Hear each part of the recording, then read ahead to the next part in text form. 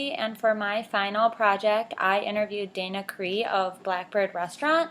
She is the pastry chef there and has been there since June of this year. She's been in the industry for 12 years and she's been managing for about 5. She's worked at other restaurants including Spago in Beverly Hills, Alinea in Chicago, and Noma in Denmark. I first talked to Dana back in June a little bit. When she introduced herself, she talked to us about her style and the things she's learned from restaurants that she's worked in. But I got a more detailed interview with her where she explained more about herself.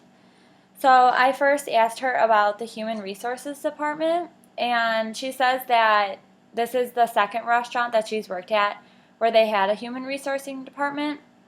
The first one was Spago, and she says that one was much bigger, but she says they're really important and helpful. One of the main things she uses them for is for her employees. They do hiring, termination, pay, benefits, file like different reports and stuff like that. She says that if there's a conflict that she cannot resolve, that she can go to HR. And another one that I thought was really interesting was that she says she goes to them when she has questions, since she's so new to the company that she often has questions about leadership styles and how the company would handle things and how to make decisions on how to handle herself in new situations within the company. I asked her how her attitude, management skills, and overall perspective of food and management has changed with her growing experience. And she says while she's become a lot more confident, she's also become a lot more humble. She made an interesting comparison. She says that she works on her management skills just like a cook would work on their cooking skills. Her main mentor for her management was Sherry Yard at Spago, and she said that Sherry helped her become a better manager because she became a lot more well-rounded, and she has a broader scope of understanding and knowledge, not only of food, but of different styles of people. And she said she became a lot more patient, and over the years, she's learned how to be more assertive and trust herself with decisions. She says she learns not only from her bosses, but also from her staff. She learns how to manage and how to be managed properly. And she says the more that she learns, the more she realizes that she doesn't know a lot, and that it's a really humbling experience to, still be learning all of this, even though she is a manager and a leader. I asked how she described her leadership style and philosophy. And she says that it's still taking shape, but she really focuses on empowering cooks with information.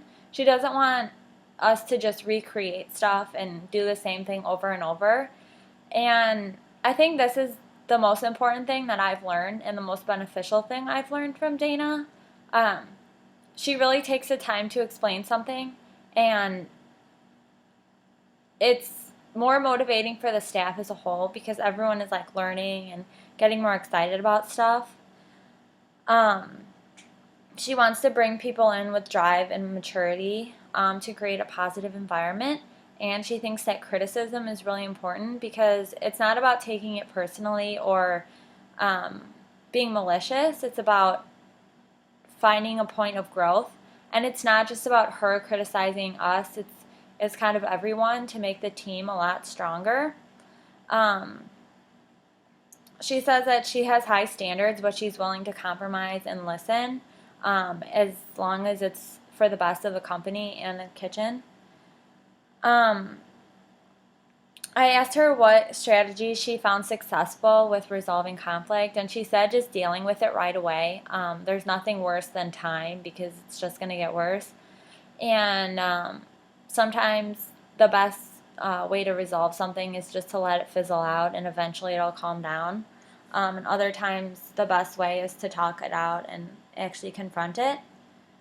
Another thing I wanted to know is how she dealt with stress in the industry. She says that when she was younger, she would often go out with like other cooks and stuff and go drinking. And I think that's a big stereotype, and it's true in this industry that a lot of people deal with the stress by going out after work and going to the bar.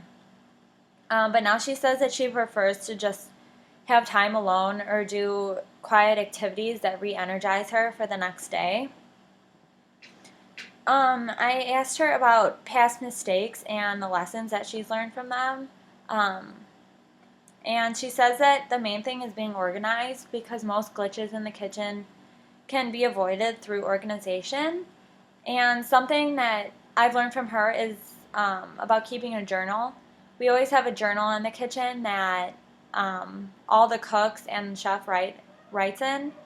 And because all the cooks are passing, coming and going different times, we don't all work together, so communication often starts as a game of telephone, and things get skewed and information is passed along wrong.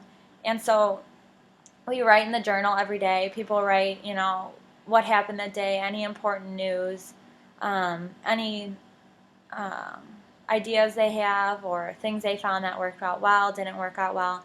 And that way everyone can read it and be on the same page every day. She also talked to me about staffing. She says that it's better to bring in a good staff member, even though it may take longer, than filling the position quickly, because it's easier to go without the staff member for a little bit than getting rid of a bad staff member. She says her favorite part about being a manager is watching cooks succeed and grow, but her least favorite part is finding the time to complete everything. She says that's something she still struggles with, is there's just not enough time in the day. I asked her about the way that she finds staff. Sometimes they come to her, and other times she has to look. And she says that even though there may be a line out the door for cooks looking for jobs, they're not always good. And it's still hard to find staff, and it's especially hard because it's hard to find a group of people that work well in the kitchen together. I asked her what the most challenging part about training and motivating staff is, and she says that it's about keeping them motivated if she's not there. Sometimes they lose steam. And the hardest part about training is working with everyone's different learning styles. Because you have to find the way that they best learn, and that might take a while, and then adapt everything to every different person. And that sometimes it's hard to teach people to work fast, and I think that's something that Dana has taught me that's really important, is just like pushing to work faster every time, but still making the best product you can. And she also says that having everything documented is really important so that there's a clear path. And she likes the sink or swim method, which at first I found kind of weird, but I really enjoy it because she kind of gives you a task and then lets you do it yourself instead of standing there like micromanaging. And you can either like learn from your success or learn from your mistake.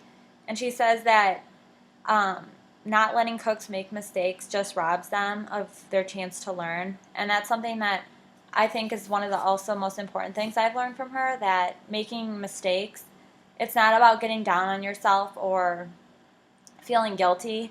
It's about pinpointing what went wrong and why and how to fix it. And I think that's something that I've learned so far that's really helped me grow. So I think overall Dana is a really good manager. She tries to work everyone in to make a kitchen that's positive and that works well together. And watching her manage other people, it kind of is a humbling experience. You can learn a lot from her. So that's my final presentation, and thank you for your time.